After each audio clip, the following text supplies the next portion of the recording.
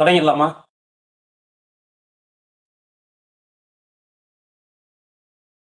திருச்சிற்றம்பலம். அரகர நம பார்வதீபதையே. அரகர மகாதேவா. தென்னாடுடைய சிவனே போற்றி, எந்நாட்டவர்க்கும் இறைவா போற்றி. ஏகம்பத்து உரை எந்தாய் போற்றி, பாகம்பெண்ணுரு ஆனாய் போற்றி. காவாய் கனகத் திரளே போற்றி, கைலை மலையானே போற்றி போற்றி. எம்பிராட்டி உமையமரு கைலாயநாத பெருமான் மலரடிகள் போற்றி போற்றி. நாளூர் பொற்றாள் எம்முயிர் துணையே, பொழியர்கோன் பொழித்த புகழியர்கோன்கள் போற்றி. ஆழிமிசை கல்மிதப்பில் அணைந்த பிரானடி போற்றி, வாழி திருநாவலூர் வந்தொன்று பதம் போற்றி. ஊழிமொழி திருவாத உரர் திருத்தாள் போற்றி. சைவத்தின் மேற் சமயம் வேறில்லை அதில் சார் சிவமாம் தெய்வத்தின் மேல் தெய்வம் இல்லனும் நான்மறைச் செம்பொருள் வாய்மை வைத்த சீத்திரு தேவாரமும் திருவாசமும் இவைத்தரச் செய்த நாளூர் பொற்றாள் எம்முயிர் துணையே. தெய்வச் சேக்கிழார் பெருமான் மடிகள் போற்றி போற்றி. தூக்கு சீர்திரு தொண்டத் தொகை விரிவாக்கினால் சொல்ல வல்லபிரான், எங்கள் பாக்கிய பயணம் பதிகுன்றை வாழ் சேக்கிழான் அடி சென்னி இருத்துவாம். முத்தபிள்ளையார் மலரடிகள் போற்றி போற்றி. எடுக்கும் மாக்கதை இந்தமிழ் செய்யுளாய் நடக்கும் மேன்மை நமக்கருள் செய்திட, தடக்கை ஐந்துடை தாழ்செவி நெல்முடி கடக்களிற்றை கருத்துள் இருத்துவாம். எம்பிராட்டி பிரகத்சுந்தர குஜாம்பிகை சமேத மகாலிங்க பெருமான் மடிகள் போற்றி போற்றி.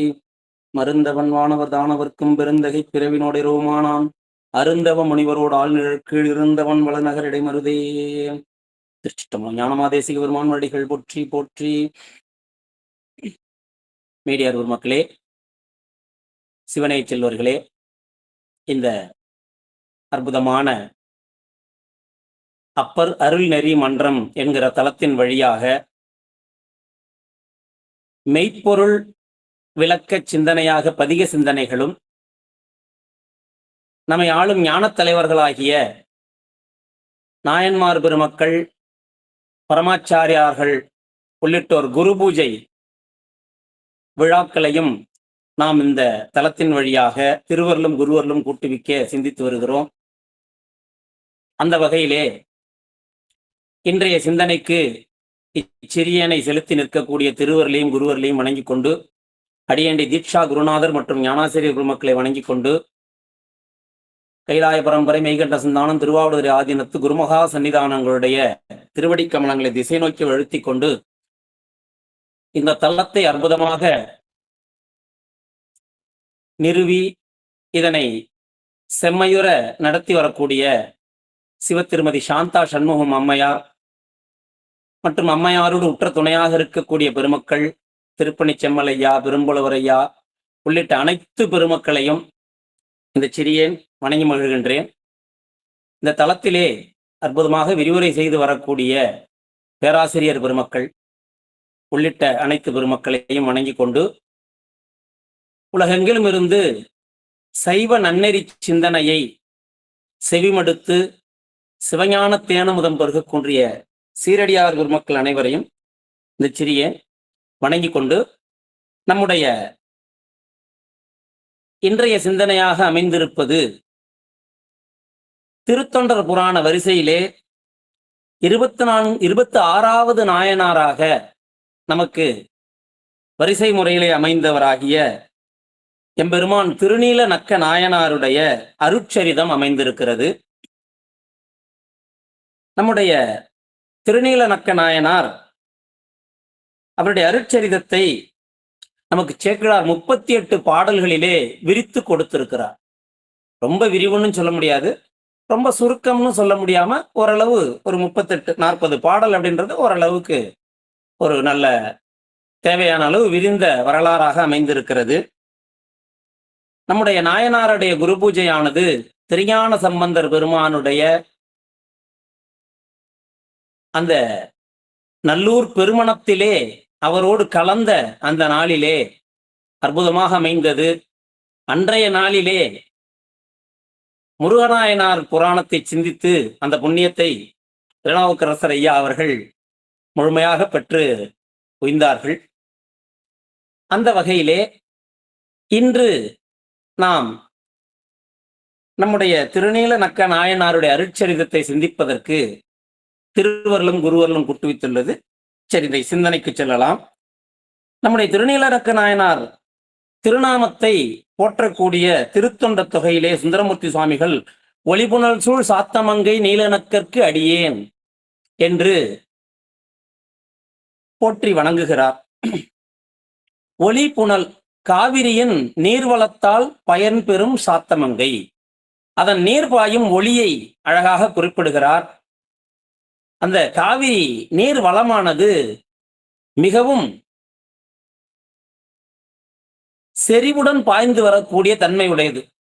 அந்த சிறப்பை நகரச் சிறப்பிலே சேக்கிழார் பாடும் பொழுது ஒன் துறைத்தலை மாமதகு ஊடு போய் மண்டு நீர்வயல் உள்புக என்பார். மாமதகின் வழியாக ஊடுருவி பாய்ந்து போய் வயலினுள்ளே தானாக புகுமாம் காவிரி நீர்.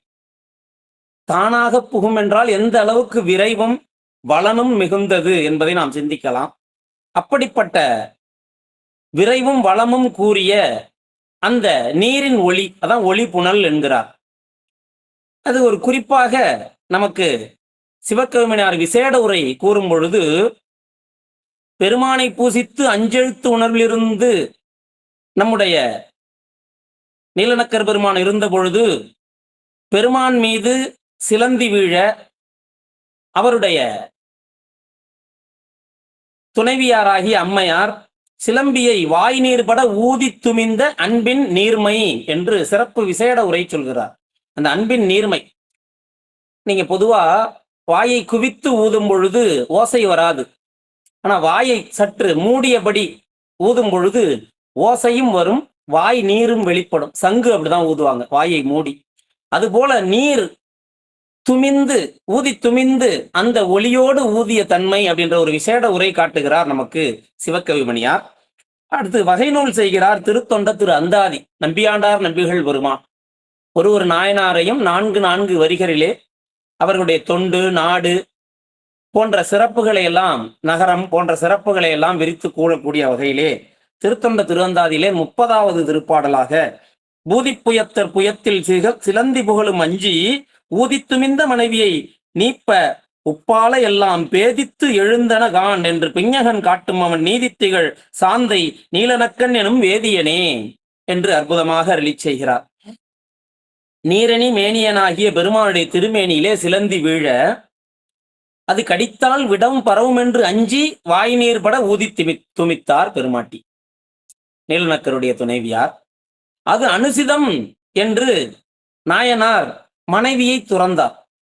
பெருமான் அவர் கனவிலே சென்று வாய் நீர் படாத மற்ற இடங்கள் எல்லாம் சிலந்தியின் விடத்தால் கொப்புளம் எழுந்துள்ளதை காண் என்று சடைவேணி பெருமான் காட்ட, வேத நீதியும் வைதிக ஒழுக்கமும் திகழ்ந்து விளங்கும் சாந்த மங்கையிலே, சாத்தமங்கை என்று சொல்லக்கூடிய அந்த திருத்தலம், அந்த திகழ் சாத்தமங்கையிலே சைவ சமய நெறி நின்ற வேதியராகிய நீலநக்கர் என்று அவருடைய அருட்சரிதத்தை ரொம்ப அழகாக குறிப்பிடுகிறார் நம்பியாண்டார் நம்பிகள் பெருமான். அதைத் தொடர்ந்து நமக்கு 38 பாடல்களிலே விரிக்கிறார். பாடல் பார்த்தா நமக்கு நேரம் அந்த அளவுக்கு போதாது என்கிற காரணத்தால் முதல் பாடலை மட்டும் வாசிச்சுட்டு இடத்துக்கு தக்கபடி அந்த இடத்தை நம்ம பார்த்துட்டு போலாம். பூத்த பங்கைய பொகுட்டின் மேல் பொறுகையல் உகழும் காய்த்த செந்நெல்லின் காடுசூழ் காவிரி நாட்டு சாத்தமங்கை என்று உலகெல்லாம் புகழ்வுறும் தகைத்தால் வாய்த்த மங்கள மறையவர் முதல்பதி வனப்பு. ரொம்ப அழகா எடுக்கிறார். எடுக்கும் பொழுதே பூத்த பங்கைய பொகுட்டு. இதுல இன்னொரு சிறப்பு என்ன அப்படின்னா, திருவைந்தெழுத்தின் நலத்தால் பெருமான் திருவடி கமலங்களை வேதம் ஓதி எந்நேரமும் வழிபட்ட பெருந்தகையார் நம்முடைய நீலநக்கர் என்கிற அந்த சிறப்பை உணர்த்துவதன் பொருட்டு கலித்துறை என்கிற யாப்பிலே 5 சீர் வருமாறு மா விளம் விளம் மா என்ற வகையிலே அவருடைய புராணத்தின் 38 திருப்பாடல்களும் 5 சீர் வரக்கூடிய வகையிலே கலித்துறை யாப்பிலே அமைத்திருக்கிறார். அப்ப 5 எழுத்திலே அவர் நின்ற உரைப்பின் திறத்தை பாட்டின் வரியில் கூட அமைத்து நமக்கு உணர்த்துகிறார் சேக்கிழார் என்று சிவகவிமணியார் அற்புதமா காட்டுவார். எப்படி அவர் நாயன்மார்களை அனுபவித்திருக்கிறார்.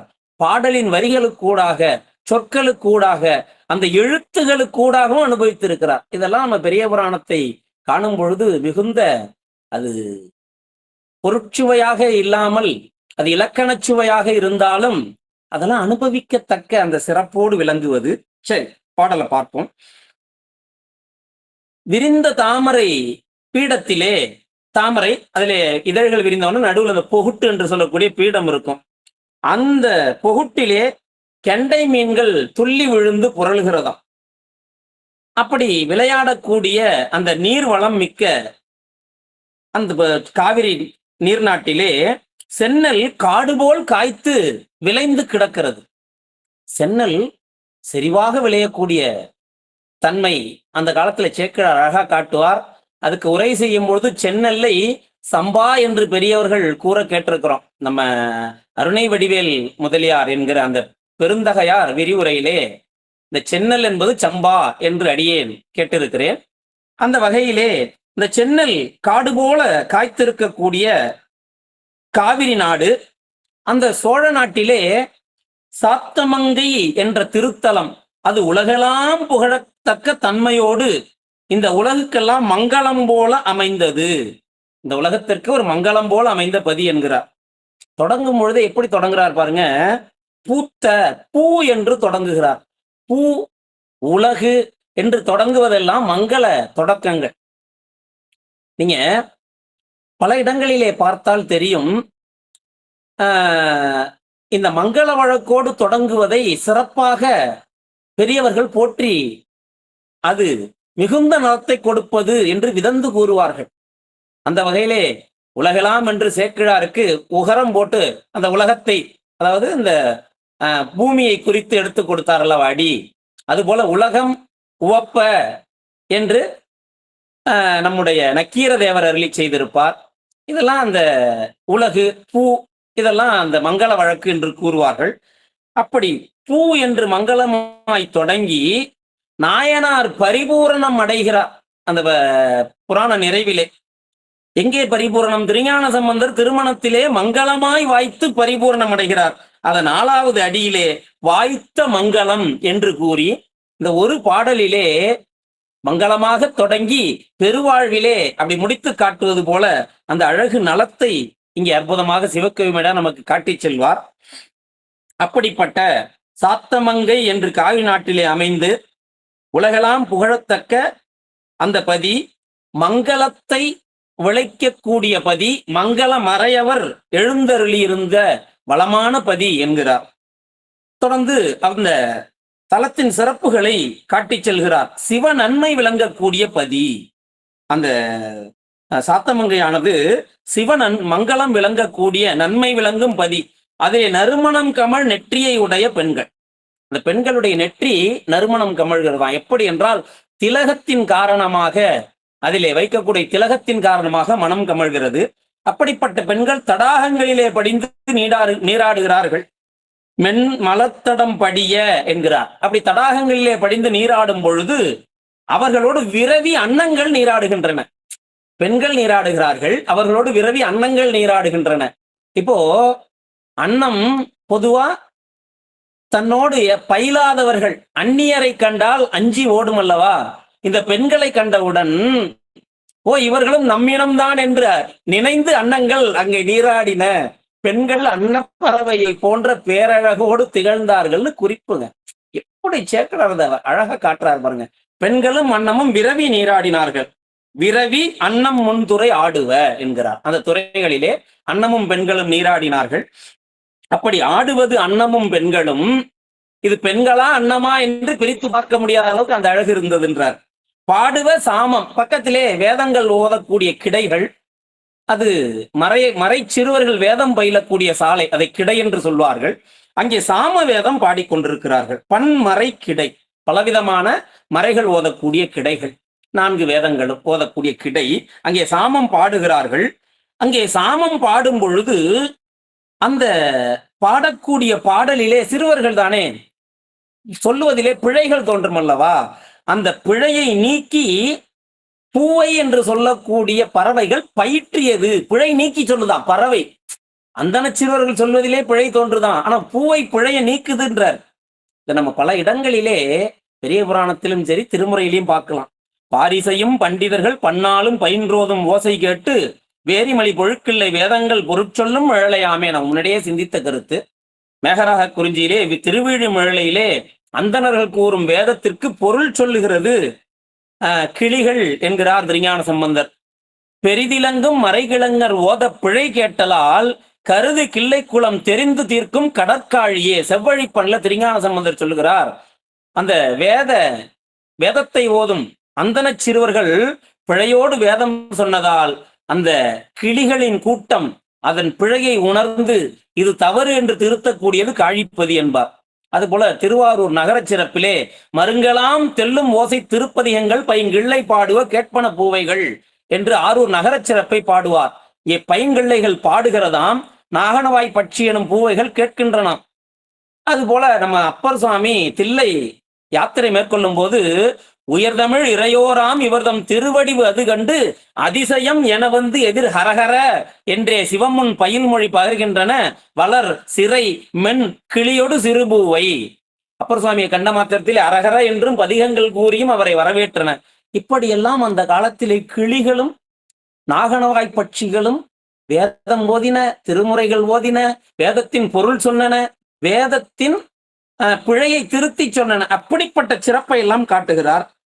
அப்போ ஆடுவது நீர்த்துறையிலே அன்னமும் பெண்களும், பாடுவது சாமம், பயிற்றுவது பூவைகள் அப்படின்ற அழக காட்டுறார். அடுத்த பாடலே தொடர்ந்து அந்த ஊரிலே இருந்த மறையவர்கள் செய்த சிறப்பை காட்டுகிறார்.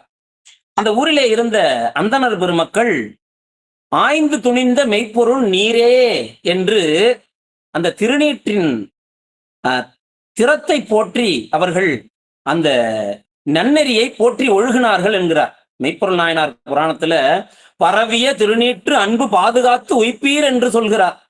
அது கடைசியா உபதேசமாக சொன்ன மொழி. அதுபோல திருஞான சம்பந்தர் புராணத்திலே பெரியவர்க்கு வேறு பல காப்புமிக என்று அவை விரும்பார் நீரு திரு நெற்றியில் நிறுத்தி நிறைவித்தார் என்பார். நம்மளாம் அன்னைக்கு பிள்ளை பிறந்தா காப்பு கட்டுறாங்க, பல இடங்களிலே சென்று கயிறு கட்டிட்டு வருவாங்க, காப்பு கயிறு அப்படின்னு சொல்லி. ஆனா நம்முடைய சிவபாத இருதயரும் பகவதி அம்மையாரும் திருநீரே காப்பு என்று நிகழ்வித்தார்கள் என்றார். அப்படி திருநீரு தான் காப்பு. உண்மையில் உள்ளது நீரு, முத்தி தருவது நீரு, சத்தியமாவது நீரு என்று போற்றக்கூடியது அல்லவா. அந்த திருநீராகிய காப்பு அதான் ஆன நேற்று கவசம் என்பார் மணிவாசக பெருமா. அதான் காப்பு, கவசம் தான் காப்பு. அப்படி காப்பாகிய அந்த திருநீரு, அந்த திருநீற்று நன்னெறியை போற்றி, திருநீற்று நன்னெறியாகிய சைவத்தை போற்றி ஏய்ந்த 3 தீ வளர்த்துள்ளார்கள். 3 தீ வளர்ப்பார்கள். என்னென்ன தீனா? தட்சிணாக்கினி, காருகபத்தியம், ஆகவனியம் என்ற 3 தீ. தென் திசை நோக்கி அந்த முன்னோர்களுக்கு வளர்ப்பது தட்சிணாக்கினி, இல்வாழ்வார் ஒம்ப வேண்டியது காருகபத்தியம், தேவர்களை ஆகுதியால் வலிமை பெறச் செய்வது ஆகவனியம் என்று முக்தி வளர்ப்பவர்கள்.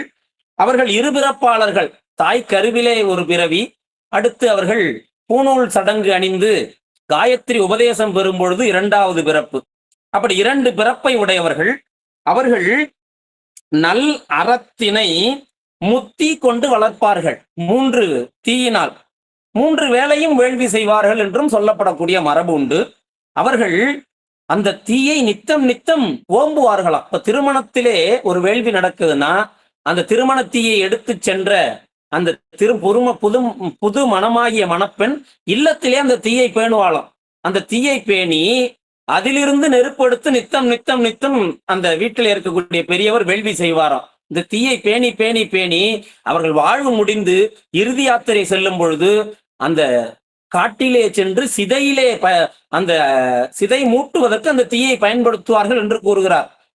இந்த குறிப்பை எங்க காட்டுறார் அப்படின்னா, பிள்ளையாருடைய திருமணச் சடங்கிற்கு சென்ற பொழுது புகைவிடும் வேள்வி செந்தி வில்லுடன் கொண்டு போவார். திருமணத்துக்கு போகும்பொழுது வீட்டிலே இருந்த வேள்வி தீயை விளக்கிலே ஏற்றி திருமணத்திலே வேள்வி செய்வதற்கு எடுத்து சென்றார்கள் குறிப்பு காட்டுறார் சிவகவிமணியார்.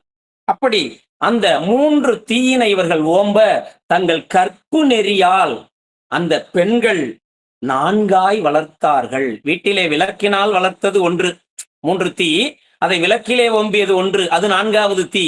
அவர்கள் கற்பு நெறி என்ற 4வது தீயால் வளர்த்தார்கள் என்று அற்புதமாக காட்டுகிறார்.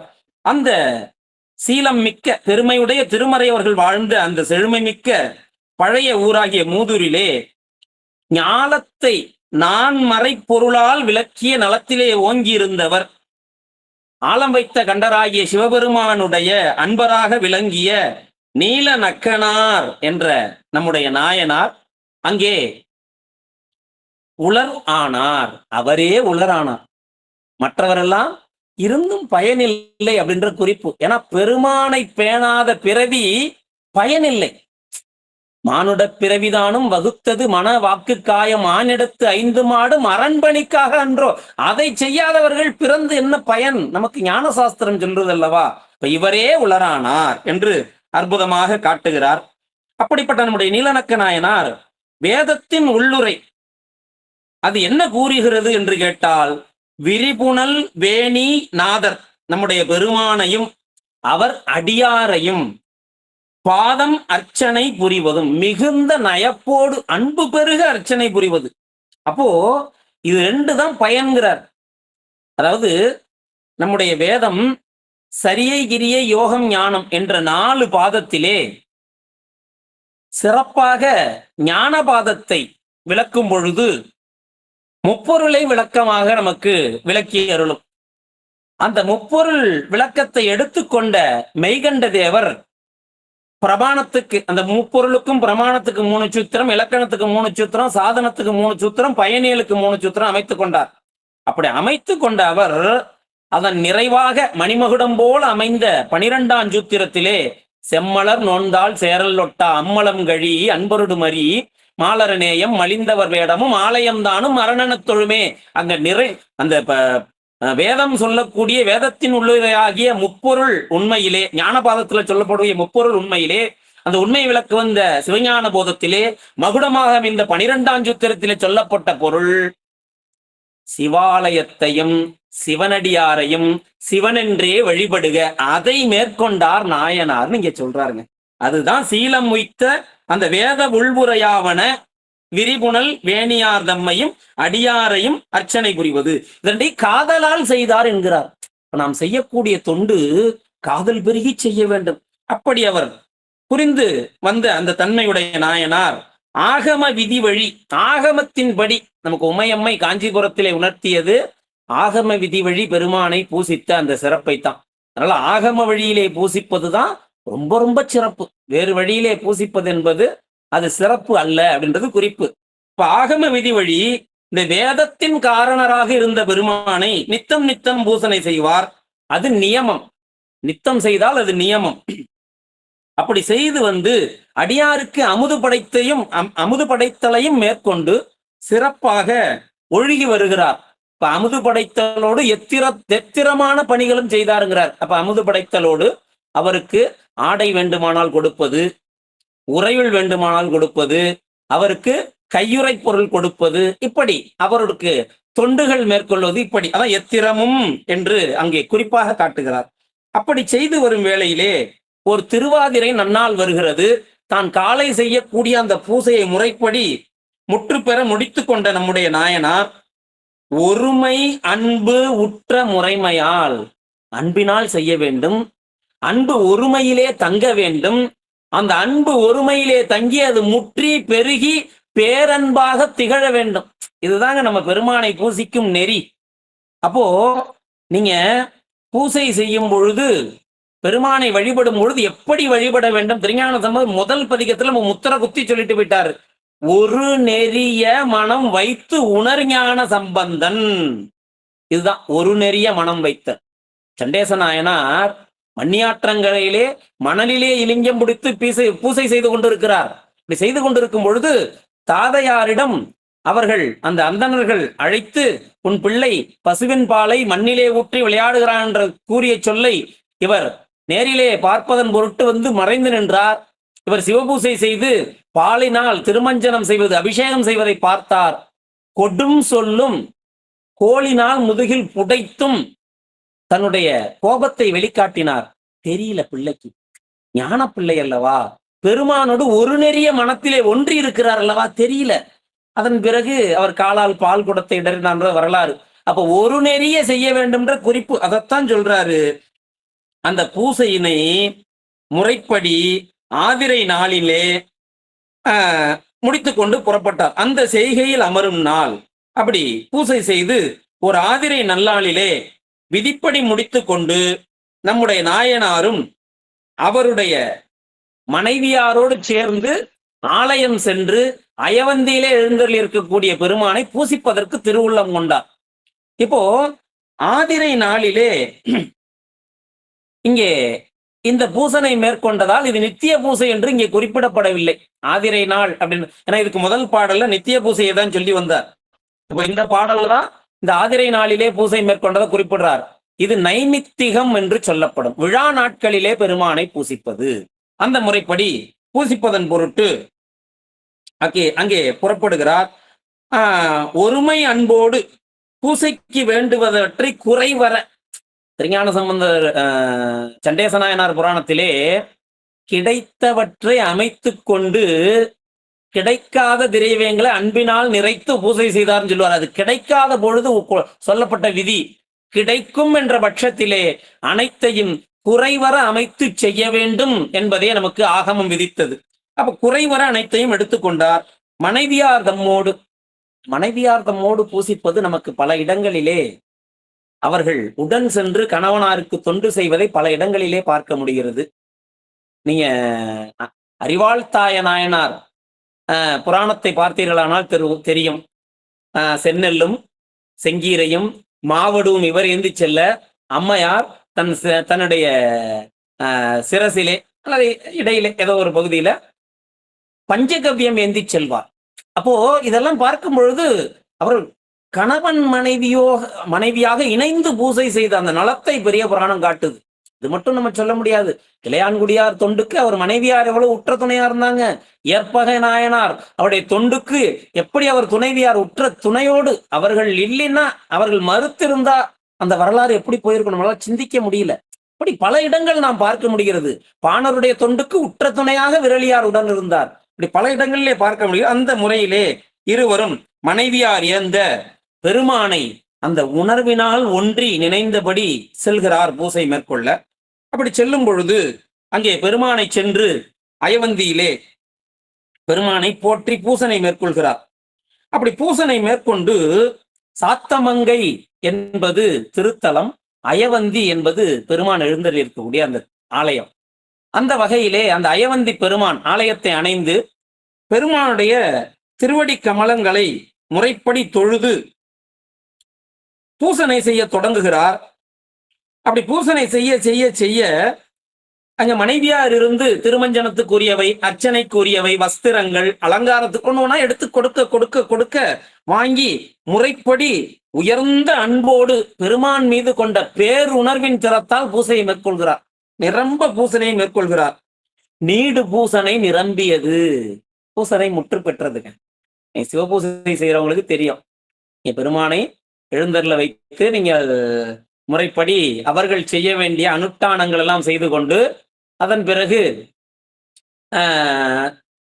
சூரிய பூசை செய்து துவார பூசைகள்லாம் செய்து அக்கியங்கள் தயாரித்து கொண்டு அதன் பிறகு பெருமானை வேதிகையில எழுந்தருள பண்ணி திருமஞ்சனம் செய்து அதன் பிறகு பெருமானுக்கு அலங்காரங்கள் வஸ்திரம் எல்லாம் சாத்தி பீடத்தில் எழுந்தருள வைத்து அவருக்கு முறைப்படி அந்த எல்லா பூசையும், அதெல்லாம் ரொம்ப விரிவா சொன்னா நேரம் போயிடும். இந்த முறைப்படி எல்லா பூசையும் முடித்து பஞ்சபுராணம் எல்லாம் ஓதி சண்டேச பூஜை நிறைவு செய்து நிவேதனம், தூபம் தீபம் நிவேதனம் திருமுறைகள் ஓதி சண்டேச பூஜையோடு நிறைவு செய்வோம். இப்ப நிறைவு செய்த உடனே சண்டேசர்கிட்ட நம்ம அந்த முறைப்படி வழிபாடு நிறைவு செய்து ஆசமனம் செய்து நிறைவு செய்திருவோம். ஆனா இவருக்கு பூசை நிரம்பி விட்டது.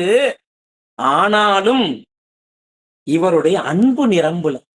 பெருமான் மீது கொண்ட அன்பு, நாம் பெருமானை இன்னும் பூசிக்க வேண்டுமே, இன்னும் பூசிக்க வேண்டுமே என்று அந்த அன்பு அப்படியே மேல் எழும்புகிறது. அந்த அன்பினால் நிரம்பார். அப்படி அன்பினால் நிரம்பாதவர் என்ன செய்கிறார்? பெருமானை உள்வளம், மாடு புடை வளம் என்கிறார். பெருமானுக்கு உள்வளம், அங்கே உள்வளம் மேற்கொண்டு வணங்குகிறார். பெருமானை பலவிதமாக போற்றி வழுத்துகிறார். அந்த தேடு மறைப்பொருள், வேதங்கள் எல்லாம் தேடக்கூடிய அந்த பரம்பொருளை, வேதங்கள் ஐயா என ஓங்கி ஆழ்ந்து அகன்ற நுண்ணியனாகி அந்த பரம்பொருளை அங்கே உற்று உற நோக்கிறார், தெளிவுற நோக்கிறார். எப்படி அப்படின்னு சொல்றாரு? உயிராமணம் இருந்து உற்று நோக்கியும்பார்ல அப்பர் பெருமான். அது போல அப்படியே தெளிவுற நோக்கினார். நோக்கி அந்த அன்பு நிரம்பாமையால் ஐந்தெழுத்தினால் உள்ளே உணர்வு மேலிட இருந்து திருவைந்தெழுத்தை வழுத்த தொடங்குகிறார். அந்த திருவைந்தெழுத்தை வழுத்துவது 3 வகை: வாசிகம், காயிகம், உபாஞ்சு என்று சொல்வார்கள். வாசிகம் வாய்விட்டு சொல்லுவது, காயிகம் நா அசையும் சொல் வெளியே வராது, உபாஞ்சு நெஞ்சின் உள்ளே உயிரில் சொல்வது. அப்ப இவர் என்ன முறையில் சொல்றாருன்னா, அந்த உபாஞ்சு என்று சொல்லக்கூடிய உயிரின் உள்ளே கணிக்கிறார். நீங்க மந்திரத்தை உள்ளே இறக்கி இறக்கி இறக்கி இறக்கி கணிக்க மந்திரத்தின் அந்த சொல்லக்கூடிய வீரியம் அதிகரித்து செல்லும் என்பார்கள் பெரியவர்கள். ஏன்னா தூளமா சொல்ல சொல்ல அதன் பயன் குறையும், அதனுடைய செறிவு குறையும். சூக்குமமா செல்ல செல்ல செல்ல செறிவு மிகும் என்பது ஞான சாஸ்திரம் நமக்கு பல இடங்களிலே காட்டும். அந்த வகையிலே இவர் உபாஞ்சு என்று சொல்லக்கூடிய முறையிலே உள்ளே வழுத்தி தொடர்ந்து செய்ய தொடங்குகிறார். அந்த மந்திரத்தை கணித்து கொண்டே இருக்கிறார். அப்படி தொலையாத பெருந்தவம் செய்த தொண்டராகிய நீலக்கர் பெருமான் வேதத்தை முதலாயுடைய கலைஞானம் என்னும் நூல் அறிவின் உள்ளுரையாகி அஞ்செழுத்தை, வேதத்தை முதலாக உடையதுதான் கலைஞானம். உலகிலே உள்ள நூல்கள் அனைத்தும் வேதத்தை முளையாக உடையதுதான், முதலாக உடையதுதான். அந்த நூலறிவாகிய கலைஞானம் அனைத்திற்கும் உள்ளுரை என்னன்னா அஞ்செழுத்து. அஞ்செழுத்தில் விரிந்ததுதான் அத்தனையும். இதை அஞ்செழுத்தே ஆகமமும் அண்ணல் அருமறையும் அஞ்செழுத்தே ஆதி புராணம் அனைத்தும் அஞ்செழுத்தே ஆனந்த தாண்டவமும் ஆறாருக்கு அப்பாலாம் மோனந்த மாமுத்தியும் என்று உண்மை விளக்கம் பேசும். முந்தை முதல் மந்திரங்கள் எல்லாம் தோன்றும் முதலாக முதல்வனார் எழுத்து அஞ்சு என்பார். அந்தியினுள் மந்திரம் அஞ்செழுத்துமே என்று அஞ்செழுத்தின் திருப்பதிகம் அருளி செய்தார் என்பார் நம்முடைய பிள்ளை பெருமான். உபநயனம் செய்ய வந்த வேதியர்களுக்கு உபதேசித்த பொழுது மந்திரங்கள் அனைத்தும் தோன்றும் முதல் அஞ்செழுத்தே என்பது பிள்ளையார் வாக்கும். அதே போல நமச்சிவாயவே ஞானமும் கல்வியும் அப்பர் சுவாமி வாக்கு. எல்லாருடைய வாக்கும் ஒரு இடத்துல வந்து குவியுது. நாம் அதை உணர்ந்து திருவைந்தெழுத்திற்கு மேல மந்திரம் இல்லை என்பதை உணர்ந்து அதை உயிரிலே வழுத்தி அந்த பெருமானை உள்ளே பொருத்தி அந்த திருவடி கமலங்களை சித்தத்திலே நிறுத்தி வழுத்தணும். இதான் நம்ம மேற்கொள்ள வேண்டிய. அற்புதமா காட்டுறாரு பாருங்க நீலநக்கர் பெருமான் புராணத்திலே. அப்படி அவர் ஓதி வரும் வேளையிலே சுருதியே முதலாம் அனைத்தின் உண்மையும் அஞ்செழுத்தே என்று அவர் இணைந்து கணிக்கின்ற வேளையிலே ஒரு சிலந்தி தான் பின்னியிருந்த வலையின் இருந்து நிலையிலே வழுவியது. அதன் பிடி தளர்ந்தது. அப்படி நிலை வழுவிய சிலந்தி நேராக பொன்மலையாகிய மேரு வில்லை உடையவராகிய பெருமான் அருக்குறியிலே எழுந்தருளி இருக்கக்கூடிய லிங்க திருமேனி ஆகிய அந்த பெருமான் திருமேனி மீது விழுந்தது. இதுதான் இந்த புராணத்தின் இதயம் போன்ற பகுதி. அப்படி வந்து விழுகிறது. அப்படி விழுந்த போதிலே அயல் நின்ற மனைவியார், கணவர் தான் அருகே இருந்து பெருமானை பூசிக்கிறார். அம்மையார் கொஞ்சம் விலகி இருந்து கணவருக்கு வேண்டிய அந்த கைங்கரியங்களை செய்து வருகிறார். பாருங்க, ஒரு செயல் சிறப்பா அம்மையாரால இங்கே செய்யப்படுகிறது. அதற்குரிய பின்புல ஆதரவு நாயனாரால் சிறப்பா பூசை செய்யப்படுகிறது. அதற்குரிய பின்புல ஆதரவு எல்லாம் யாரு? அம்மையார். அப்போ கணவர் செய்யும் பூசை என்பது மனைவியார் என்னும் அடித்தளத்துல தான் அமைது. இதுதான் பெரிய புராணம் காட்டக்கூடிய நுட்பமான செய்தி. நாயன்மார்கள் தொண்டெல்லாம் அவர்களுடைய துணைவியார் செய்த அந்த அற்புதமான தொண்டு நலத்தால் ஓங்கி சிறந்தது. அந்த தன்மையை காட்டுறார்.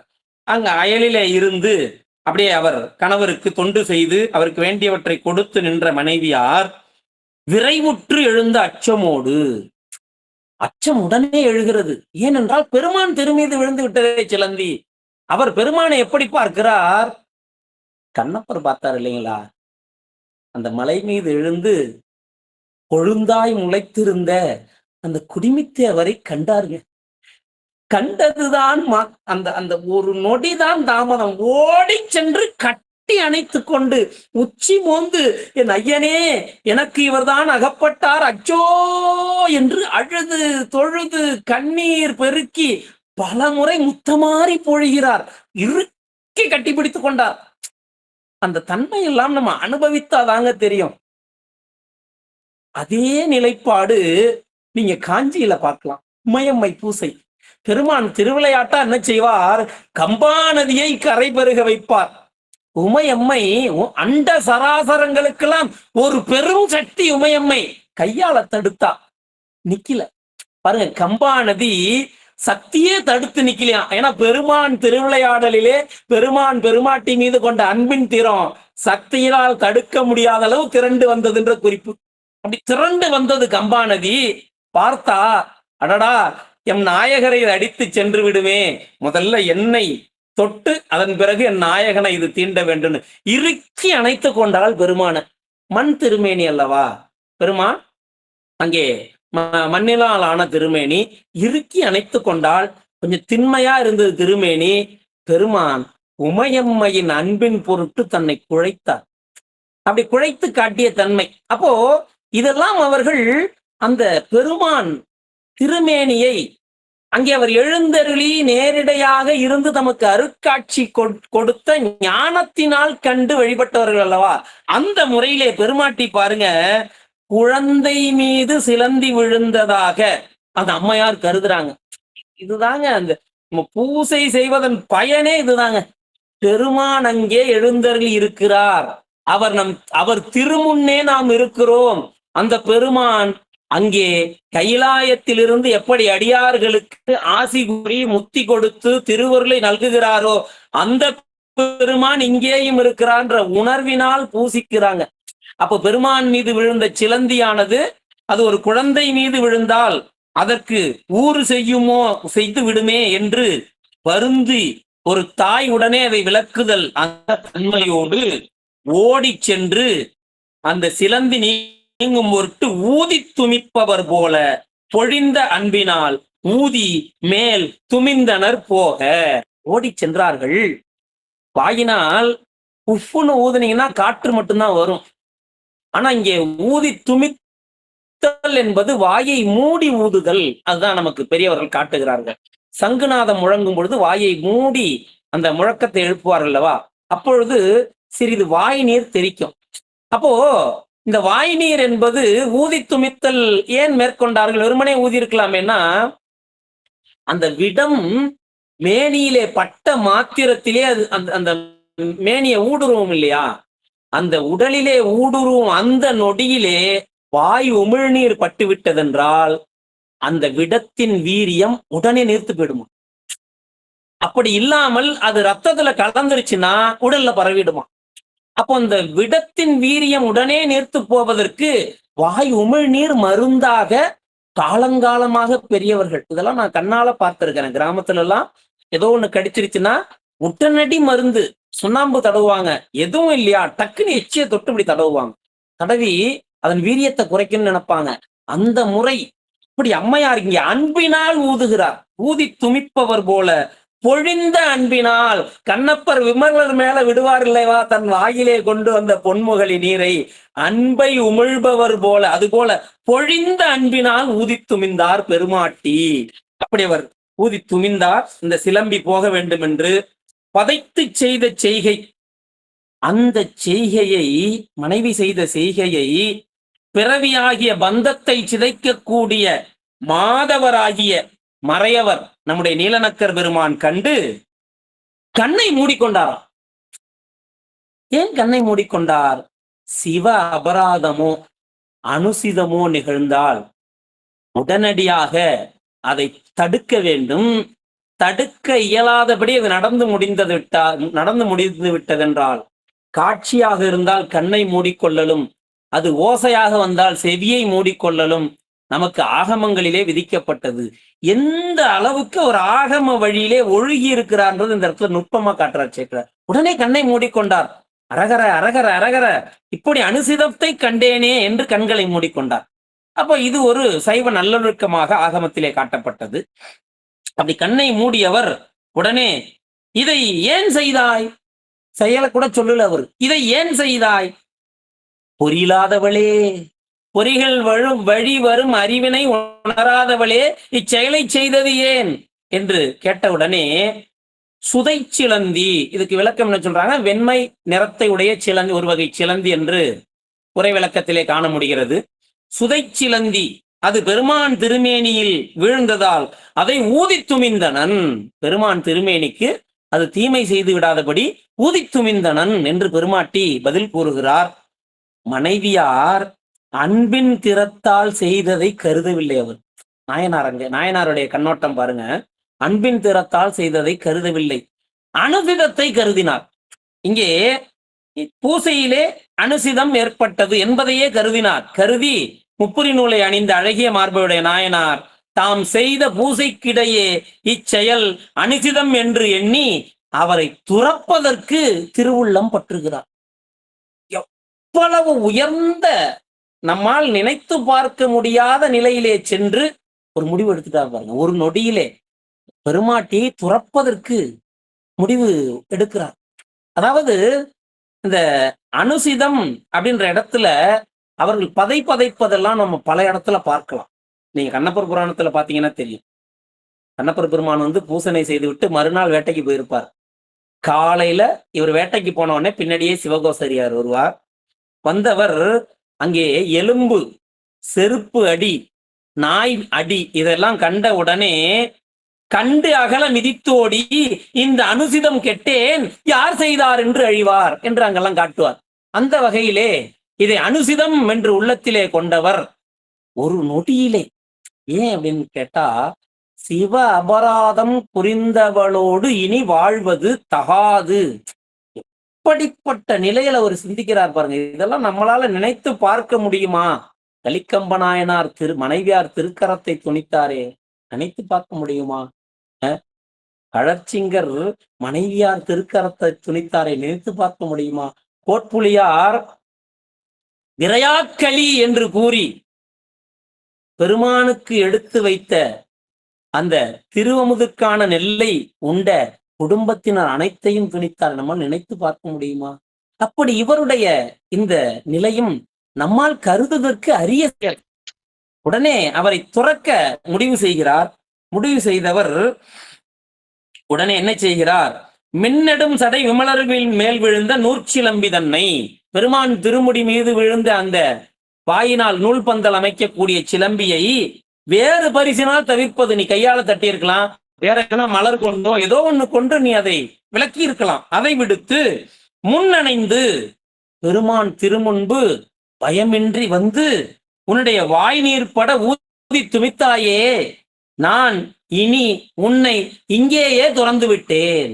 அந்த நொடியே எப்படி பற்ற இந்த இடத்துல மனைவியார துறந்தார், அது செயற்கரிய செயல்தான்.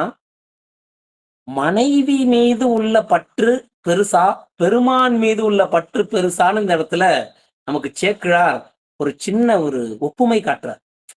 மனைவியோடு இருந்துதான் இல்லறம், அதுல மாற்று கருத்து இல்லை. ஆனா இல்லறம் சிவத்தொண்டாக மாறி சிவத்தை நோக்கி செல்லும் பொழுது இங்கே சிவம் பெரிதா மனைவியார் பெரிதா? அனுசிதத்தை செய்த மனைவியோடு வாழ்ந்து சிவத்தொண்டு செய்வதா, இல்லை அவரை நீத்து சிவத்தொண்டை மட்டும் மேற்கொள்வதா என்று நாயன்மார்களுடைய உள்ள கருத்தை நாம் உற்று நோக்கினோமானால் மனைவியாரை அவர்கள் துறப்பத ரொம்ப சாதாரணமா கடந்து போறாங்க. அப்போ காதல் மனைவியா தான் இருப்பாங்க. இருந்தாலும் அவர்களோடு இருக்கக்கூடிய பற்று தாமரை இலை தண்ணீர் போன்றுதான். பெருமான் கூட்டுவித்தார்,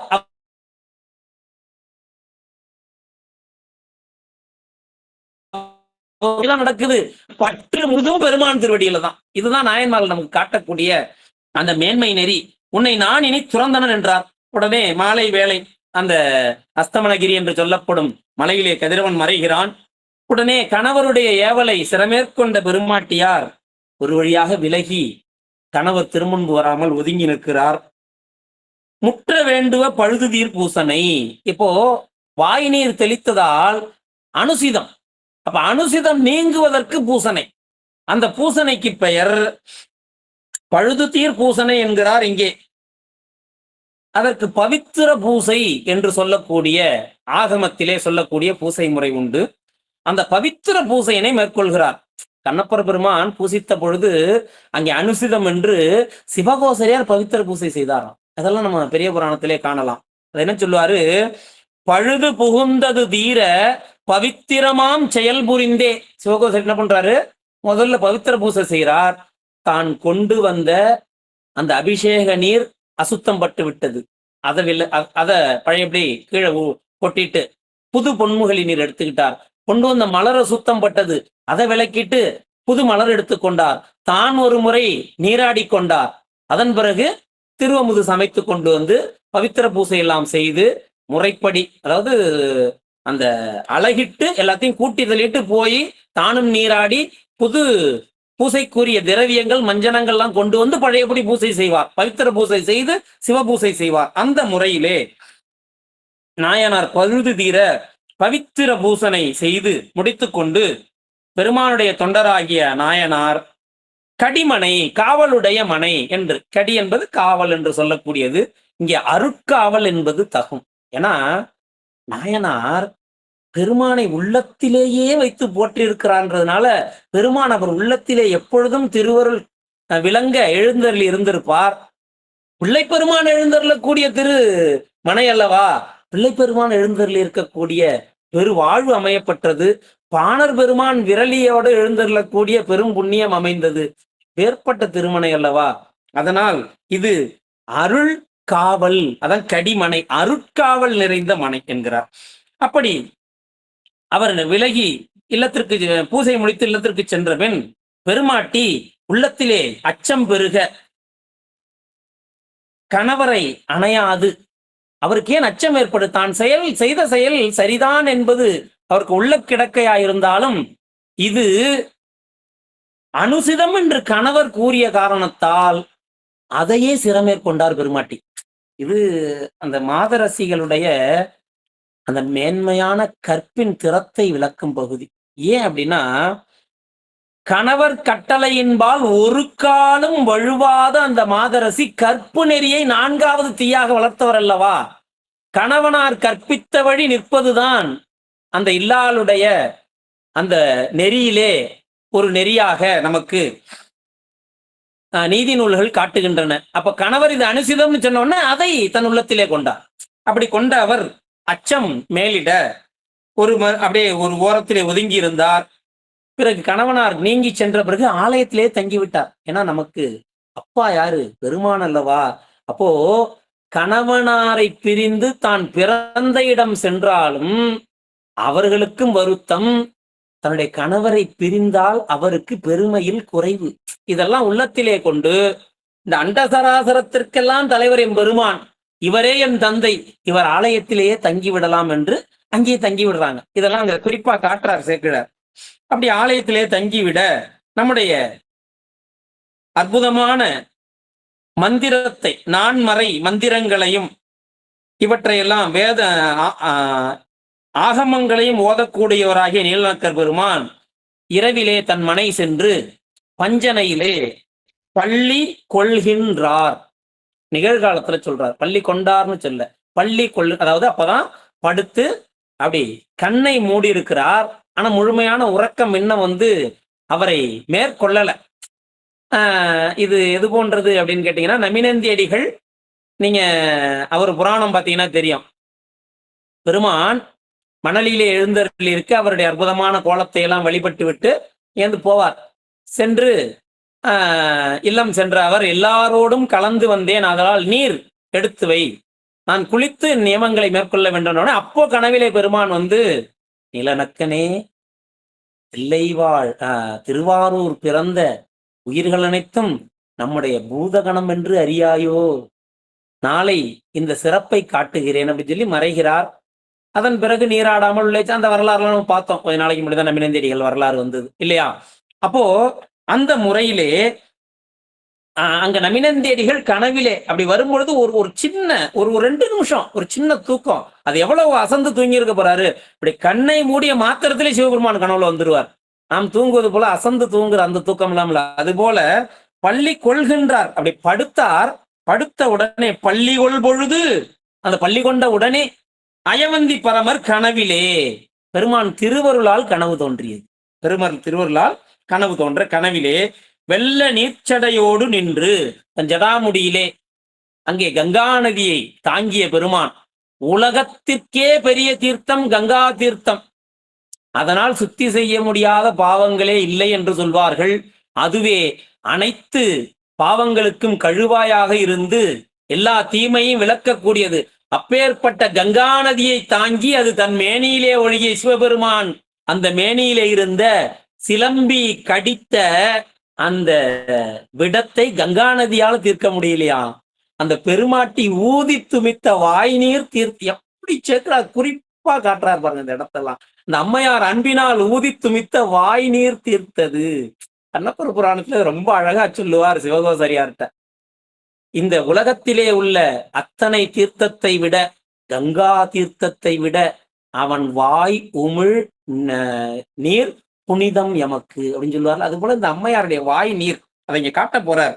அப்படி அந்த வெள்ளம் நீர்ச்சடை வைத்த பெருமான் அந்த நீர்ச்சடையோடு நின்று மேனியை காட்டி, பெருமான் திருமேனியை காட்டுறாருங்க. இங்க நீலநக்கர் பெருமானுக்குத்தான் திருவருள் பெருமான் திருமேனியை காட்டுறது. ஆனா அந்த காட்டிய செயலுக்கு பின்புலம் அம்மையார். நீலநக்கர் பெருமானுடைய அன்பு, நாயனார் நீலநக்கர் தான், மாற்று கருத்தே இல்லை. ஆனா அதற்கு உற்ற துணை யாரு? பெருமாட்டி. அவரால் அல்லவா இந்த அருட்செயல். நீங்க நல்லா கவனிச்சீங்கன்னா தெரியும். நம்முடைய மானக்கஞ்சார நாயனார், மானக்கஞ்சாரர் தொண்டு செய்து முத்திக்கு போனார்.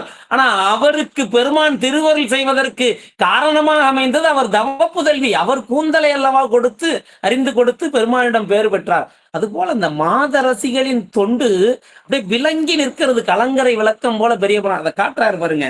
இப்படி பெருமான் தன் திருமேனியை காட்டி அன்பினால் உள்ளம் வைத்தியமை ஊதி முன் துமிந்த அந்த இடம் தவிர மற்ற இடங்கள் எல்லாம் சிலம்பியின் விடத்தால் கொப்புள், அதாவது அந்த அங்கங்கே கொப்பளித்து கட்டி வந்துருச்சு அப்படின்னு சொல்லுவோம் இல்லைங்களா, கொப்பளிச்சிருச்சுன்னு சொல்லுவோம் இல்லைங்களா, அது போல கொப்பளம் கொப்பளமாக இருப்பதை பார்ப்பாயாக.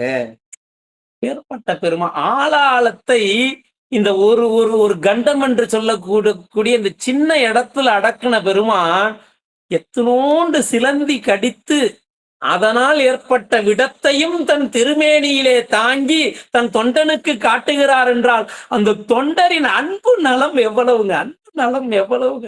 இப்பேற்பட்ட தலைவர்கள் எல்லாம் நமக்கு நாயன்மார்களாக அமைந்து நம்மை நன்னெறிப்படுத்துறாங்கன்னா நம்மெல்லாம் அவர்கள் திருவடியை எத்தனை காலம் வழுவாது போற்றணுங்க. இப்படி பெருமான் காட்டி அங்கே அருள் செய்ய அதை கண்டு அப்பெரும் கனவினை நனவென்று, நனவுன்னு நினைச்சிட்டாராம். உடனே நனவினர் கொண்ட அச்சமோடு அஞ்சலி, உடனே பதைத்து அச்சமேல்ந்து அஞ்சலி குவித்தார். அஞ்சலி குவித்தபடி கண்ணை விழித்தார். விழித்தவர் அடினார், பாடினார், துதித்தார். பெருமான் கருணையை போற்றி நின்று அழுதார். சுவாமிக்கு பெருமான் அருள் செய்யும் பொழுது இப்படித்தான். கைலை காட்சி கண்ட பொழுது ஆடுவார், பாடுவார், அழுவார் அல்லவா. நம்முடைய அப்பூதி அடிகள் நம்முடைய குல குரு தான் மேற்கொண்ட குலதெய்வம் போன்ற குருநாதரை கண்ட போது ஆடுவார், பாடுவார், ஆனந்தம் மேலிட அழுவார் அல்லவா. அந்த நிலையிலே நாயனார் ஆடினார், பாடினார், கருணையை போற்றி அழுதார். அதன் பிறகு அந்த பெருமான் கருணையை நினைந்து உள்ள மகிழ்ந்தவர் பொழுது விடிந்தவுடன் விரைந்து கோயிலுக்கு சென்று அங்கே பெருமான் திருவடிகளை வீழ்ந்து பரவி வழிபட்டு அம்மையாரை இல்லத்துக்கு அழைச்சிட்டு வராங்க. பாருங்க, இவர் உன்னை துறந்தேன்னு சொன்னப்போ அந்த அம்மா மறு வார்த்தை சொல்லல. கணவனார் சரி நம் இல்லத்திற்கு செல்லலாம் வா சொன்னப்பையும் மறு வார்த்தை சொல்லல. அப்போ இந்த அம்மா சிவபெருமானாக போற்றியது நீலநக்கர் பெருமான. அதான் கற்பு நெறி. இதுதாங்க மாதரசிகளின் பெருந்தவம். மறு வார்த்தை சொல்லல, அப்படியே வந்துட்டாங்க அம்மையார். கணவனாரோடு வந்துட்டாங்க. வந்த உடனே பின்பு முன்னையின் பெருகிய மகிழ்ச்சி, அதாவது அடியார் பூசை எப்படி செஞ்சாங்களாம், முன்னையின் பெருகிய மகிழ்ச்சி.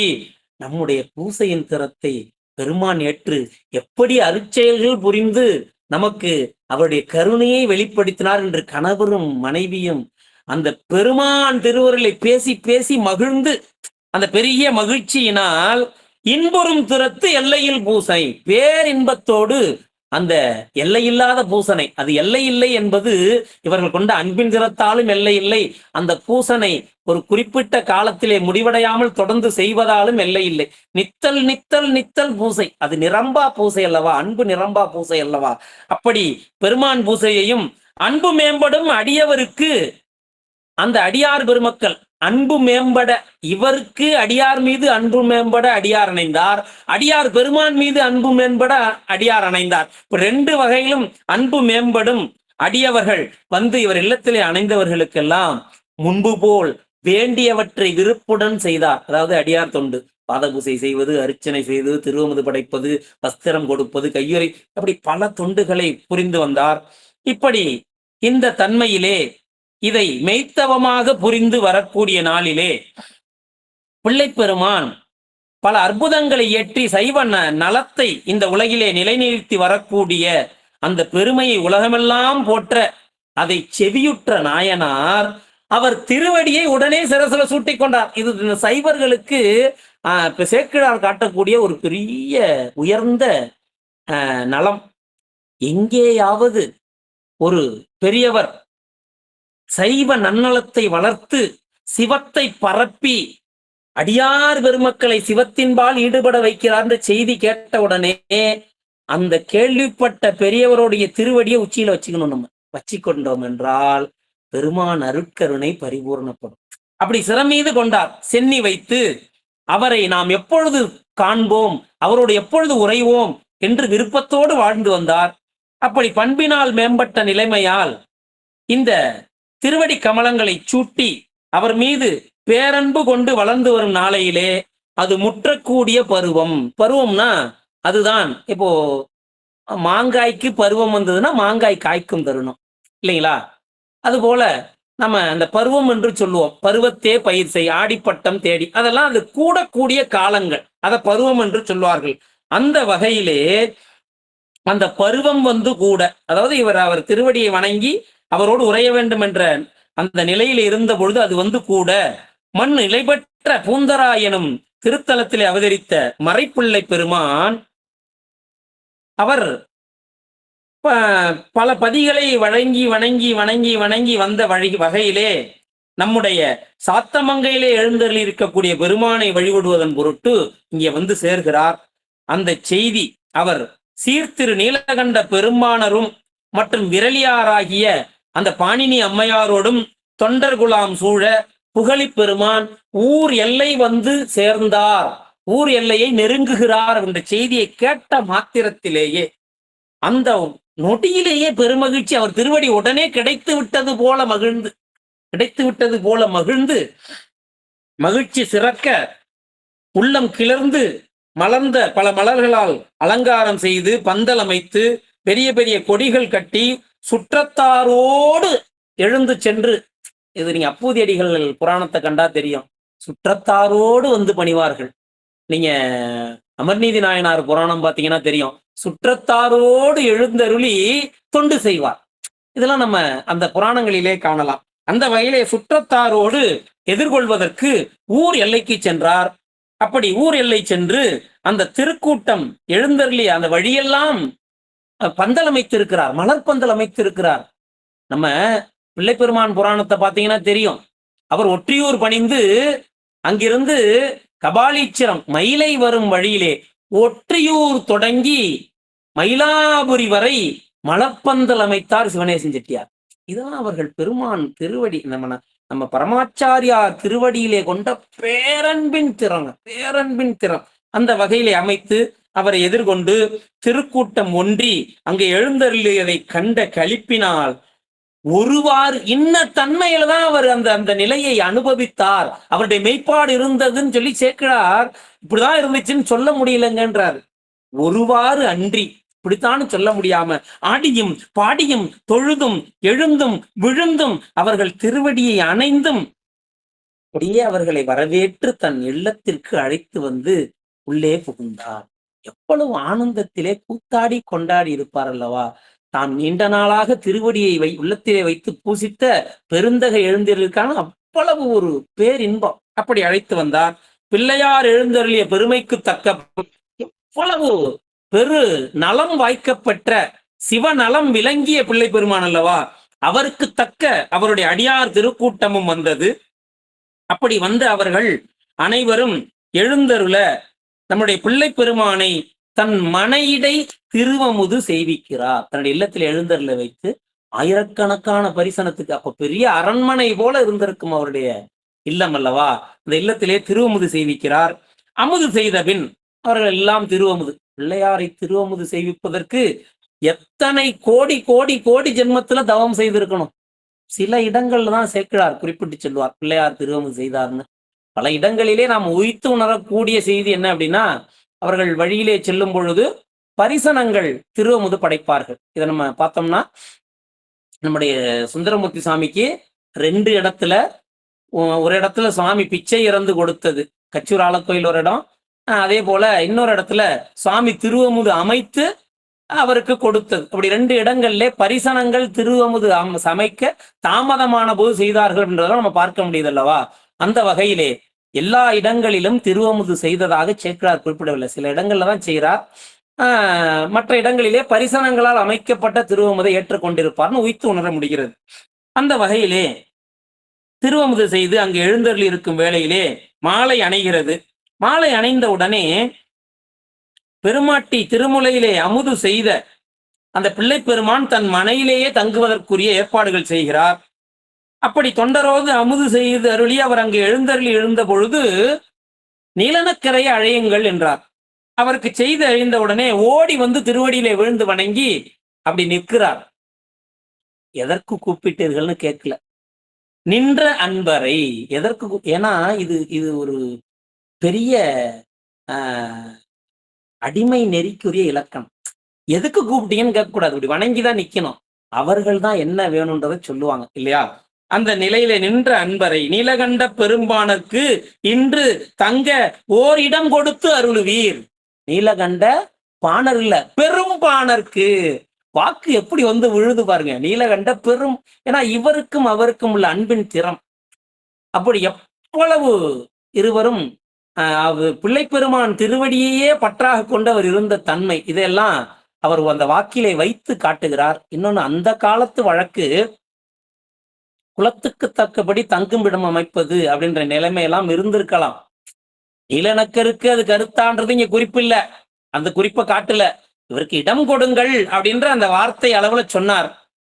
அப்படி சொன்னத கேட்ட அவர் நன்றும் இன்புற்று. அப்ப பாருங்க, அவர் கருத்தும் ஒரு நல்ல இடம் அமைச்சு கொடுக்கணுமே அப்படின்ற கருத்தாதான் இருந்திருக்கான். இன்புற்றார் அப்படின்னா நம்ம என்ன சிந்திச்சோமோ அதையே நம்முடைய ஞானத்தலைவர் கூறுகிறாரு என்று உள்ளம் மகிழ்கிறது. நாம நினைச்சதையே நமக்கு வேண்டிய ஒருத்தவங்க ஒரு வார்த்தை சொன்னா உள்ளம் பூரிப்படையும். அடடா, நம்ம நினைச்சதை சொல்றாங்களே, அடடா அடடா. அது போல நன்பு இன்புற்று நடுமனை வேதியில், இல்லத்துக்கு நடுவிலே பூசை மேற்கொள்ளக்கூடிய அந்த வேள்வியெல்லாம் செய்யக்கூடிய அந்த இடத்திலே அந்த பூசை செய்யக்கூடிய கலசம்லாம் வைப்பாங்க. பெருமானை பாலித்து அந்த கலசம் வைக்கக்கூடிய சின்ன திண்ணைன்னு சொல்லுவாங்க. அதுக்கு பேரு வேதின்னு பொருள், வேதிகை அப்படின்னு பொருள். அந்த வேதிகையின் அருகிலே, அதாவது சரியா சொல்லணும்னா, இவர் பெருமானையும் பெருமாட்டியும் கலசத்திலே பாலித்து அங்கே வேள்வி செய்யக்கூடிய இடத்துக்கிட்ட, அந்த இடத்துல அவருக்கு இடம் கொடுத்தனர் திருமறையோர். அவருக்கு தங்க இடம் கொடுக்கிறார். இந்த இடத்துல நீலநக்கர் மட்டும் இருந்திருப்பாரான்னு நீங்க நினைக்க முடியாதுங்க. அக்ரஹாரமே திரண்டு இருந்திருக்கும் நீலநக்கர் திருமணையில. அப்ப பாருங்க, இவர்கள் என்ன சொல்லுவார்கள், இது எப்படியெல்லாம் இந்த கருத்து பிறரால் சிந்திக்கப்படும், அந்த எந்த சிந்தனையும் அவருக்கு இல்ல. எம் தலைவர் சொன்னதே எமக்கு நெறி. உடனே இடம் கொடுத்தார். இடம் கொடுத்த உடனே அங்கே அவர் தங்கும் பொழுது பாணர் பள்ளி கொள்ள கொடுத்த போது வேள்வித்தி குன்றாது வளர்க்கப்படும் வேள்வி குண்டம், ஏன்னா அந்த வேதிக்கை பக்கத்துல இடம் கொடுத்திருக்கிறார். அந்த வேள்வி குண்டத்திலே அந்தி அணையும் போது செய்த வேள்வியா இருக்கலாம் அந்த வேள்வித்தி. அப்படி அந்த வேள்வித்தியானது நன்மையும் மங்களமும் குறித்தபடி வளஞ்சுழித்து ஒளிர்ந்து ஓங்கியதாம். வளஞ்சுழித்து ஒளிர்ந்து ஓங்கியது. அது நீலநக்கர் உள்ளிட்ட மறையவர்கள் அனைவரும் கண்டு மகிழ்ந்தார்கள். அந்த நிலையை கண்டு நீலநக்கர் உள்ளிட்ட அனைத்து மறையவர்களும் கண்டு அங்கே தாங்கு நூலவர் மகிழ்வுற. நூலவர் பண்மையில சொல்றார். அந்த அந்தணர்கள் எல்லாம் கண்டு மிகவும் மகிழ்கிறார்கள். இப்படி மகிழ்ந்து அவர்கள் போற்ற சகோட யாழ் தலைவர், 4 வகை யாழ்கள், வேரி யாழ், மகர யாழ், சகோட யாழ், செங்கோட்டு யாழ் என்று சொல்வார்கள். அதில் 14 நரம்புகளை உடையது இந்த சகோட யாழ். இந்த சகோட யாழை கையிலே வைத்து மீட்டியவராகிய நம்முடைய பாணரும் பாணினியாரும் பெருமான் திருவருள் இணைந்து அங்கே பள்ளி கொள்கிறார்கள். அதன் பிறகு காலை விடிந்தவுடனே கவுனியர் பெருமான் தன் பரிசனத்தோடு புறப்பட்டு அயவந்தி பெருமானை சென்று போற்றி வழிபாடு செய்யக்கூடிய அந்த பெருமானை போற்றும் பதிகத்திலே நீலநக்கரை சிறப்பித்து பொங்கு செந்தமிழ் திருப்பதிகத்தொடை புனைந்தார். பாருங்க, பெருமானையே போற்றக்கூடிய பதிகத்திலே நாயன்மார் பெருமக்கள் திருநாமம் இடம்பெறுவது மிகச்சிறப்பு. 2வது பாடல சொல்றாரு, கடிமணம் மல்கினாலும் கமழும்பொழில் சாத்தமங்கை அடிகள் நக்கன் பரவ அயவந்தி அமர்ந்தவனே என்று 2ஆம் பாடலிலே குறிப்பிடுகிறார். 11ஆம் பாடலிலே நிறையினார் நீலநக்கன் நெடு மாநகர் என்று தொண்டர் அறையும் ஊர் சாத்தமங்கை அயவந்தி மேல் ஆய்ந்த பத்தும் முறைமையால் ஏத்தவல்லார் இமையோரிலும் முந்துவரே. இந்த சாத்தமங்கை பெருமான் திருநாமத்தால் போற்றப்படவில்லையாம். நீலநக்கன் நெடுமாநகர் என்று தொண்டர் அறையும் ஊர் சாத்தமங்கை. தொண்டருக்கு எவ்வளவு சிறப்பு பெருமான் கொடுக்கிறான், சிறப்பார். இவர் தொண்டின் மேன்மை, அன்பின் திறம் எப்படி இருக்கு அதெல்லாம் குறிப்பா காட்டுறார். அப்படி பதிகமாகிய அந்த நாள் மலர், பதிகமாகிய நான் மலர், புதிய மலர்ன்றார். பதிகமாகிய புதிய மலர், அந்த மலர் மாலையினை பெருமான் திருவடியினை போற்றி பரவி அங்கே அருளி செய்தபடி அதிக நண்பினை நீலநக்கருக்கு அளித்து மிக உயர்ந்த நட்பின் திறத்தை நீலநக்கருக்கு கொடுக்க அதிக நண்பு.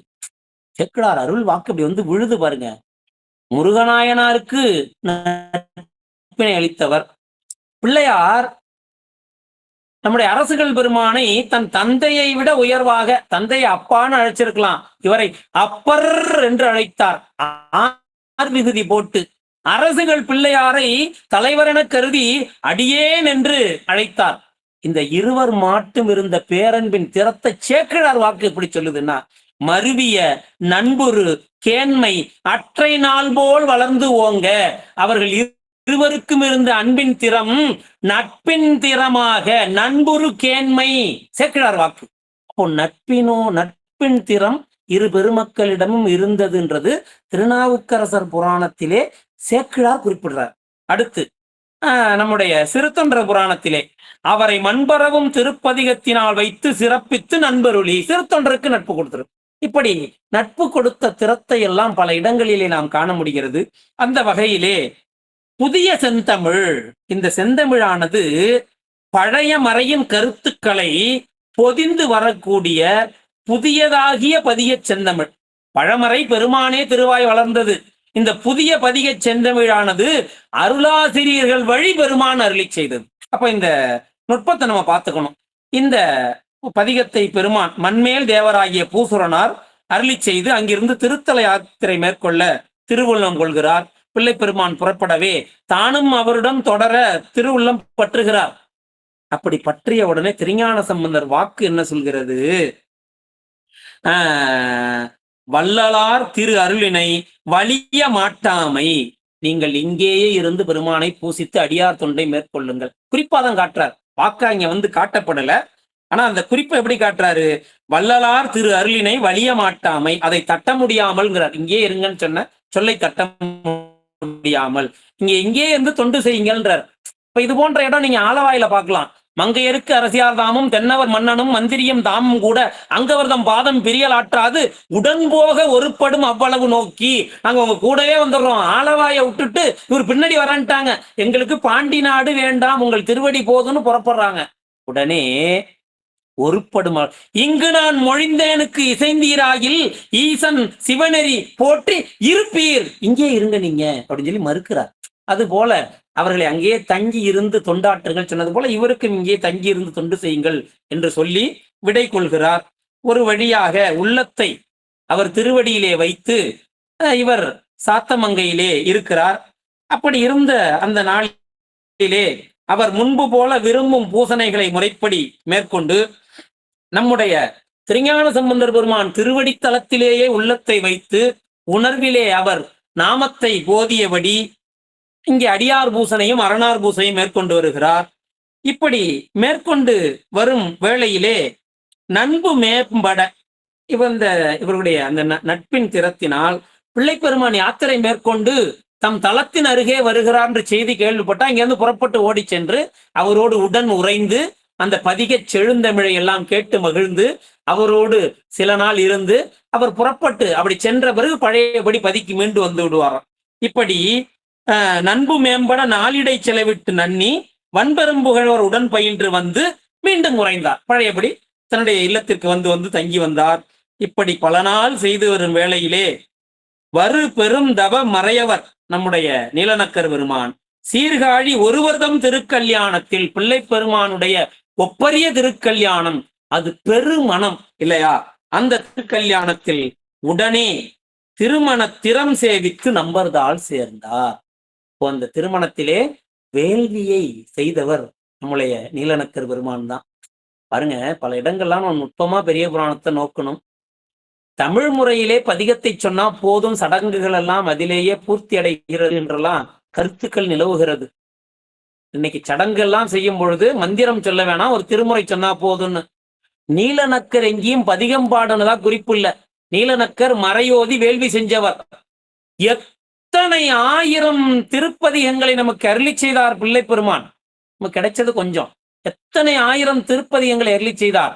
அப்பேற்பட்ட பிள்ளை பெருமான் வேள்வியிலலாம் நீங்க உட்காந்து மந்திரம் சொல்ல வேணாம், நவருங்க, நான் ஒரு பதிகம் பாடிக்கிறேன்னு சொல்லலைங்க. திருஞான சம்பந்தர் சொல்லல.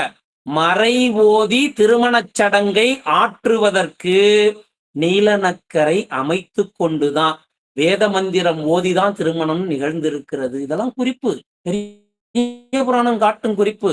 இதெல்லாம் நம்ம உள்ளத்திலே கொள்ள வேண்டும். அதை விடுத்து இன்னைக்கு பல பேர் திருமுறை சொன்னா போதும், மந்திரம் வேணான்றாங்க. நமக்கு காழ்ப்பே இருக்கக்கூடாது. வேதமும் பெருமான் தந்தது, திருமுறையும் பெருமான் தந்தது. ரெண்டு கண் அல்லவா? நம்ம வடமொழியும் தென் தமிழையும் பிரிக்க கூடாதல்லவா? இரண்டையும் கண் போல போற்ற வேண்டும். ஒரு கண்ணிலே வெண்ணெயை தடவி இன்னொரு கண்ணிலே சுண்ணாம்பு தடவக்கூடாதல்லவா? தமிழ் வழிபாட்டாளர்கள் வேதத்தை ஒதுக்கக்கூடாது, வேதத்தை போற்றுபவர்கள் தமிழை ஒதுக்கக்கூடாது. ரெண்டுத்தையும் சமமா போற்றணும். என்னால அதை போற்ற முடியலனாலும் பரவாயில்ல, தூற்றாமலாச்சு இதை போற்றணும். இது நமக்கு காட்டக்கூடிய அந்த சிறந்த செய்தி. அப்போ பெருங்காதல் திறத்தால் அப்படி இருந்தவர் அந்த திருமணத்திலே வேள்வியிலே திருவடி அடைந்தார். அந்த இடத்தை காட்டும் பொழுது இப்ப நம்ம திருஞான சம்பந்தர் புராணத்துக்கு போயிடுவோம். அங்க போனாதான் இந்த திருவடியிலே கலந்த செய்தி பரிபூரணப்படும். சீர்பெருகு நீலநக்கர் திருமுருகர் முதல் தொண்டர் ஏற்கழுவு சிவபாத இருதயர் நம்பாண்டார் சீர் ஆர் திரு மெய் பெரும்பாணர் மற்ற ஏனையோர் அணைந்துள்ளோர் பார்நிலவு கிளை சூழ பன்னிகளோடு உடன்புக்கார். அந்த பெரு வாழ்வினை வகுத்து கொடுத்த அந்த திருவடி பேரு பிள்ளைப்பெருமான் திருமணத்திலே யாவரும் சென்று அந்த ஜோதியிலே கலந்து பெரு வாழ்வு அடைந்தார்கள். மறை விதித்த முறையிலே மறையோதி வழிபடும் தொழிலராகிய வரும் அரணார் அடியார் தொண்டர் முன் அந்த அரணார் அடியார் தொண்டருடன் பிள்ளையார் பாதமும் சேர்ந்து பெருவாழ்வாம் முத்தியனும் முதலினை பெறும் நிலநக்கர். மறைவிதித்த முறையிலே மறையோதி வழிபடும் தொழிலராகியவரும் அரணார் தொண்டையும் அடியார் தொண்டையும் பிள்ளையார் பாதத்தை நினைத்தபடி தொண்டு செய்தவராகிய நம்முடைய நீலநக்கர் பெருமான் பெருவாழ்வு எனும் முத்தியாகிய முதலினை பெற்று அந்த பெருவாழ்வை அடைந்தவருடைய திருவடியை வணங்கி கொண்டு இருபிறப்பாளராகிய அந்தனராய் விடை உயர்த்த பெருமான்பால் ஒருமை உய்த்து உணர் நமினந்தி அடிகள் தொழிலராகிய அவருடைய திருத்தொண்டினை உரைப்பாம் என்று நிறைவு செய்கிறார். இதுல ஒரு சின்ன ஒரு குறிப்பு என்னன்னா, நீலநக்கர் புராணம் நடுவுல நீலநக்கருக்கு முன்னாடி பாத்தீங்கன்னா அப்பூதி அடிகள். அப்ப அப்பூதி அடிகளாகிய அரசுகளுடைய அடித்தொண்டர், அவரு மறையவர். இந்த பக்கம் நீலநக்கர், இவரு பிள்ளையார் பெருமான் திருவடியை சூட்டி அதையே போற்றியவர், இந்த மறையவர். இதுக்கு பின்னாடி அங்கே ஆரூர் அண்ணல் திருவடிகளை, அந்த தியாகேச திருவடிகளை சூட்டி கொண்டு அந்த பெருவாழ்வை எய்திய நமினந்தி அடிகள் மறையவர். அடுத்து இந்த 3 மறையவர்கள் சைவ சமய புண்ணிய கண்களாகிய இருவர் திருவடியை சூடியவர்களுடைய புராணம் முன்னடியும் அடுத்த புராணமாகிய தியாகேசர் திருவடிய சூடிய மறையவர் புராணமும் இந்த முறையிலே அமைந்திருக்கும். அப்படி அற்புதமாக இந்த புராணத்தின் பகுதி அமைந்தது. இந்த பிள்ளையார் புராணத்திலையும் 459 65 வரை 7 பாடல்களிலே நம்முடைய சாத்தமங்கையிலே பிள்ளை பெருமான் எழுந்தருளி செய்த அந்த நலமும், அடுத்து அவருடைய திருமணத்திலே அவர் செய்த வேள்வியும், அந்த நல்லூர் பெருமணத்தை விரிக்கும் இடங்களிலேயும் போற்றி அருளப்படும். நமக்கு காலம் இவ்வளவுதான் நமக்கு துணை செய்தது. அந்த அளவுல சிந்தித்தோம். இந்த மற்ற செய்தியெல்லாம் நீங்க அவரவர் புராணத்திலே போற்றி வணங்கி அந்த பெருவாழ்வை சிந்திக்க வேண்டும் என்று இந்த அற்புதமான அருட்சரிதத்தை கேட்டு இதை செவியார முகந்து உயிரார பருகி ஆனந்தத்தை அனுபவித்திருந்த இந்த பெருமக்கள் யாவருக்கும் நம்முடைய நீலநக்கர் பெருமான் திருவடி கமலங்கள், அந்த நீலநக்கர் பெருமான் போற்றிய நம்முடைய பிள்ளை பெருமான் திருவடி கமலங்கள், அவரோடு உடன் ஜோதியிலே கலந்த